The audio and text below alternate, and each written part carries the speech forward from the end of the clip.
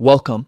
In this video, you'll learn how to report a group inside a WhatsApp community using the updated version of the app. Whether you've come across spam, inappropriate content, or behavior that violates WhatsApp's guidelines, following these steps will help you send a report directly to WhatsApp. First, open the WhatsApp app on your phone. Make sure it's updated to the latest version so the community tab and reporting options appear correctly. Next, tap the Communities tab located at the bottom of your screen.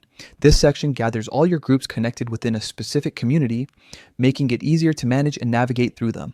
Now, from the list, select the community where the group you want to report belongs. Tap on it and then choose the specific group that's causing problems. Once inside that group chat, tap on the group name at the top of the screen to open the group's information page. Scroll all the way down until you find the option labeled Report Group. This is where you can send a detailed report to WhatsApp about what's happening in that group. When the report window appears, you'll notice a checkbox that says Exit Group and Delete Chat. By default, it might be selected, but if you still want to remain in the group while reporting it, simply uncheck that box.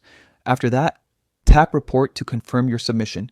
WhatsApp will receive the report along with recent messages from the group so they can review the issue based on their community guidelines.